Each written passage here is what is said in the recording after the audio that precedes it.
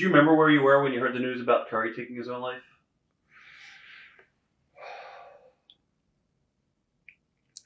I think I was at the University of North Texas because I spent 40 years there as well as everything else. And well, a lot of that happened, he got in trouble because he went in Richardson. Yeah. And that was where I lived. And I had been informed about that. And I thought, God, we were talking about it, somebody, Mickey and I guess. And he was going to prison this time. I mean, he was on. And then I get the word. What usually would happen, some of the newspaper guys or some radio station, when somebody died, a lot of people left us in world class, but I would get a call and confirm it. Well, and then my reaction about that, or my reaction to Michael. I mean, they always call me and they told me, you can always do such a nice job with these awful things. And I said, well, I like the people. And maybe I just had a gift for doing that. But yeah, I used to get a lot of calls from newspapers. Hey, Bill, you hear what happened? Yeah. But I was honored that they thought enough of me that I could say the right things for these guys. Now, after Kerry took his own life, Mike took his own life, and then Chris. At what point did you say, oh my God, again and again? Yeah, I talked to a professor of psychiatry at North Texas who had been studying. We had a lot of guys in a little town, Plano, Texas. You may remember that, students. Yep. And he was studying why this happened. And, he was, and when I told him about, I guess Kerry, Mike was the first one, and then Kerry, and then Chris. I think that was the way. I think it wasn't Kerry first, and then Mike? No, Mike, not Mike. Okay, Mike was first. Because Kerry was still in town. Okay. But I called him and I said, what do you think about this Von Erich family? He said, whoa, there's some problems. And we discussed the problems. He said, it looks like they don't have any way out. And then the others went that way, and I called him. He said, I have never in my life seen anything like that, and that these people the family can continue on. And I said, boy, it broke up the marriage. And he said, how is the other survivor? I said, amazingly, he does pretty well. Did Fritz change at all after his first son killed himself? Did his personality change? Did he become humble at all, or is he the same tyrant Fritz? He was about the same. I mean, couldn't have been his fault. Wow. I'm going to mention a lot of different names that pretty much ran in the territory, came into the territory. You got to work with a lot of these personalities. Just give me your thoughts on these guys. Ric Flair? Wonderful champion. Flamboyant. Outstanding athlete and wrestler. He fit the part. Bruiser Brody. I love Bruiser Brody. That great, oh, what a tragedy that was. There's somebody else they called me about. He was a delightful person and just a stomping around big old guy that made it on his hair and his being Bruiser. He was a wonderful guy. Were you there when he booked the territory a little bit? Yeah. What are your thoughts on Brody? I don't remember that. Okay. But that I didn't get involved too much. Okay. Except Gary would tell me all this stuff. Why do you think Brody came in and out of the territory so often? Just to keep himself fresh? Yeah, I think so. And he just was kind of an independent type. I mean, he didn't want to be hooked in with them very long. Now, of course, when you talk about Bruiser Brody, you have to talk about Abdullah The Butcher. Because they had legendary matches down in world class where they would go brawl throughout the arenas. The Butcher just bothered me. There were some of those guys that really bothered me, and he was one of them. Right. And I didn't want to get close to him. What about King Kong Bundy? Oh, King Kong. He was probably not as talented as some of the other people, but he had a style, and he was good to be around. Killer Tim Brooks. Yeah, Tim. I never thought of Killer as a killer. I thought of Tim Brooks. Well, why did he have to have the killer? He and I got together years after, talking about his camp that he had, and I sent a kid down there one time who wanted to be a wrestler, but I think he convinced the kid after one session that he didn't want to be a wrestler. But Tim was a wonderful guy. He really was. He's a friend. Percy Pringle. Oh, perfect. If he was like a vaudeville character, and he had this style, he had this irritating manner about him, assuredness. He was good for the part. David Manning, referee. David was the one who went to Fritz and told him that the guys were selling drugs, his kids, and he fired him. He fired David. Fired David, yeah. Wow. David Manning, yeah. David Manning was a Trojan. I mean, he did anything and everything they wanted to do. He was smart, and he was a lot more than you saw. I mean, there was a lot to David Manning. He was played a lot of parts in the company. Played a lot of parts in the company, and also he was intelligent and had a good conscience about him. Bobby Fulton and Tommy Rogers, the Fantastics. Oh yeah, those two guys. They were great. You know, I thought that they had a good deal going. Bill Irwin. Wild Bill. He picked me up. The picture that we have with holding on me on his shoulders. Right. And I told him, I said, you know what? What? That hurt, being held up there with a body like mine. I could see why the wrestlers, being as strong as they are, it doesn't bother them. But I was draped over there, and I kept saying, God, this hurts. He is a great character. And you know, his brother died. Yeah. And I talked to him a while back. He's up in Minnesota, maybe? Yeah, up Duluth. Yeah. Yep. Yeah. I said, hey, I got this picture of you and me, and they want us to, they want me to sign them. Do I owe you anything? No, don't worry about it. I'll check into it. I said, well, I don't want to cheat you because, after all, you're the big part of the picture. I'm just hanging on top. Bronco Lubitsch. Oh, Brian. You know, my daughter was so upset when Bronco died. He was a Saint Bernard. He was, you know, that kind of guy. He never made waves, and he would never give his opinion. But what he did so well and was so loved by everybody. As a referee, even the crowd loved him. You know, that's hard. Skander Akbar. Skander should have been in business for himself, selling hubcaps or Right. or something. He was the biggest entrepreneur type of guy, and could put on this face of pure sleaze. Wonderful guy. Rick Rude. You know, I didn't know Rick Rude very well, but he did okay, as I recall. Nikolai Roberts. Don't remember him. That was a girl. Baby doll. She was with. She came into the company. I forgot what she did. She was with. Who was she with at first? Gino. Baby doll. Where was I? I don't know. We could skip on that one and talk Well, about Jim Cornette. Oh, I saw him Recently at Charlotte. Okay, yeah. Yeah, he's just the same old guy. Yes. Effusive and good personality and friendly and nice guy.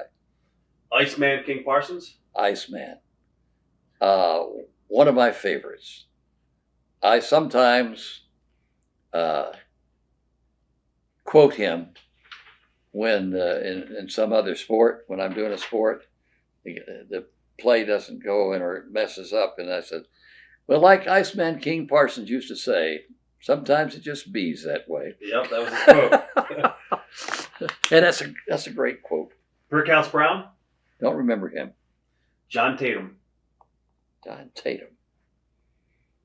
Well, that must have been one of the faster guys I missed. Al Madrill? Al Madrill. Yeah, he was a, as I recall, he was kind of a educated, maybe I got him wrong. I remember him. Go. What the heck was it I was thinking about him? He had style. Yeah. He had a good style, yeah. Do you remember Missy Hyatt? No. Okay. Yeah. Jack Victory? No. Killer Khan. You had to remember Killer Khan. Bald guy, Japanese? Yeah, he came in there a few times. Yeah. But I was so much in love with the great Kabuki. I don't mean that. I wasn't in love with him, but he was my guy, you know. What about Brian Adias? Oh, Brian came out of Denton, North Texas. Yep. Ran in some real trouble, didn't he? That was a shame. I think he had a future. You know, probably on that, not top star, but he would have been a good mid-level. But, darn. Missing Link? Oh, yes, the missing link. Yeah. I saw him at that wrestling reunion 15, 20 years ago, and he was still the same. And his wife, all looking dark and like they're coming out of a Halloween show. One Man Gang? One Man Gang, yeah. Good guy. Yeah. Eric Embry. Do you remember Eric? He was a Memphis guy, but he came into the territory. I can't remember him that well. Okay. I guess, World Class had a lot of girls. We've done interviews with a lot of the boys, and they talked about ring rats and stuff. What are your memories of any famous ring rat stories or anything like that? No, I don't remember that. I probably, being married and matured, never partaked into the... never got around the ring rat business. But I know they talked about the on the road they had to be careful. Right. Yeah. What's the craziest road story you've ever been involved in? Road story? Yeah. Any good road stories from their time in World Class? Traveling with some of the guys down the road? Anything funny happen or anything? No, I never got into those things much.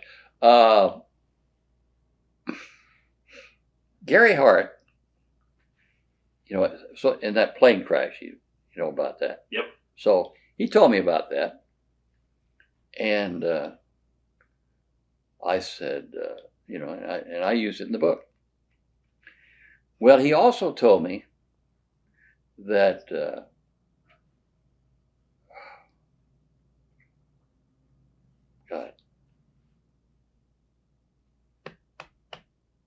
back in the early times of Duke Kiyomuka. Did you know of him? Or you've heard of him? No. Okay. Duke Kiyomuka was in there right sort of after the war. And, of course, he's Japanese-American, born in Hawaii. Or no, born in the States, actually. But they billed him as the Japanese villain. Right. And it got heavy. And Fritz was the German. So, all that stuff. They had fights, and they took them both to jail one night. And but anyway, so I was writing the book, and Gary had told me about Duke Kiyomuka being in the camp. He was a merchant seaman. Went on and on and on about this. Went to sea, came back. They put him in the camp because he was Japanese American. And then he got out, and they sent him to the East Coast, and he went on, and he was a real hero because they put him on merchant ships, and he worked through the war, World War II. Well, I was going to use that in the book, and then I decided, well, I'll check this out, and it was a total phony story he told me. It was a good story, right? But it was totally wrong, and I never got to chide him about it. I talked to his wife, in fact, Kiamuka's wife, and I said, I was doing research for the book and wrestling. You know, the first wrestling match broadcast, 1922. Wow. It's in the book. Right. And so I was talking to this historian, and I started telling the story about Kiamuka, and he said, that's not right. I said, you sure? I said, Gary Hart told me. He said, oh, no, that's nothing like that happened. And he gave me the lady, his wife, I guess, or widow or something. And I talked to her, and I asked her, and, oh, no, that didn't happen. He was born here and did all. And, big work. Yeah. I said, Gary gave me a good story, but he could have told me the truth. Right. But Gary was so good. We had so much fun. Good mind for the business. Where are you going to show this? Just on DVD. Oh, yeah. Okay. Well, I'll tell you this story. You could curse. You could do whatever you want. Okay. Yeah, that's right. I forgot the modern era. Yep. The time frame was late in world class, and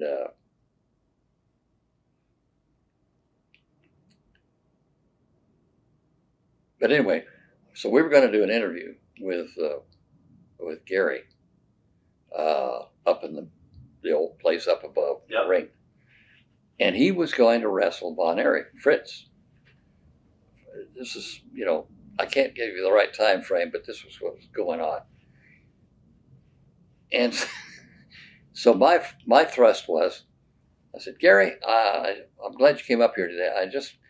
I just wish you wouldn't get yourself involved with Fritz because, he's tremendously strong. Well, you don't think I'm strong? I said, yeah, I think you're strong, but I mean, you haven't wrestled a lot lately. And it was something about he lost a deal, had to wrestle Fritz. And I said, it's just that I think you're putting yourself in great danger physically. And he says, oh, you think you know a lot, don't you? And I said, no, you're that big professor of that school up there. And I said, no, that has nothing to do with it. I don't think I'm that. He said, well, I've been to school. I said, oh, well, good. And I said, when did you matriculate? And he paused and he said, 2 or 3 times a week. Wow. That's awesome. Yeah. And so we're taping it. The camera's shaking. Everybody's laughing. And I'm trying not to laugh because I wanted to save it. Right. And then both of us he said, what the F does matriculate mean? He thought it meant something else, obviously. That's awesome. Obviously. Right. But that's the kind of stories off the air that we had. Have you ever witnessed any locker room fights ever with some of the guys? I've heard them. Right. I've heard a couple. And did the Von Erichs and the Freebirds get along outside the ring? Yeah, I think so. Okay. I didn't hang around with them very much except when I was supposed to. Right. So I would think that the wrestlers, most of them all get along pretty well anyway. Yeah. What do you think led to the demise of world class? Was it, you hear near the end of the run, obviously David was the heart and then Kerry and some of the other guys, I think it died off. Do you think that it died off. Do you think they were responsible for killing the territory from the Von Erichs no showing their own towns? You would hear stories that, they'd be late to the towns. And... I know. They didn't do that well. Right. Were you there the night when Kerry put his boots on backwards to face Flair? Did you ever hear that story? No. Okay. No. I know the doctor told me when he had that accident that he might lose his foot. But... who was smart to that? I mean, Kerry pretty much kayfabed it from the locker room. Did you know that he didn't have a foot? No. When did you find out? After When it fell off, and that I never. The doctor told me he might lose his foot, but they were trying to save it. But I didn't know that they'd already taken it out. Right. And he did a good job of faking it. Yeah. Did a really good job. But he was an athlete. Yeah. And he. Yeah. No, I didn't know. And that was coming down to after he left, I didn't follow him. I just didn't follow any of them after that. The whole thing broke down. But yeah, they, and you're right to ask about that, because a lot of, Gary would talk about the boys not showing up and being late, or just calling in and saying, we can't come down. And I said, hey, the pitcher can't call in and say he's not going to pitch tonight. Yeah. Unless he's broken his heart or hand or something. We just so that was in that period when they all were just messing up, and that hurt it. But I think for the Dallas fans, it's just the dying off, and there wasn't, and then the structure of the whole thing collapsed. Is there anything you might want to say to your fans out there that you never had a chance to until now? Oh, you're wonderful. I think that sometimes if you hear stories about yourselves, that I think people are making fun of you, but the older ones anyway that we had. But you're a great group of people, and very dedicated, and I've always enjoyed my part, being in world class particularly. Well, I remember coming home before we closed out at 4 o'clock after school when I was in high school, and it would be on ESPN, and I would listen to you before we'd eat dinner, and you played a huge role in my life when it comes to the wrestling business. So thanks for being here today with us, and it was a great interview. Well, thank you. Thank you. I'm sorry I can't pull back some of those names. I'm still trying to pull back the name of the promoter before Fritz. And but, you got to get a little older. Well, we're just glad to have you here today. So thank you. Thanks again. It was a great interview. Thank you. Watch thousands of exclusive shoot interviews right now on TitleMatchNetwork.com.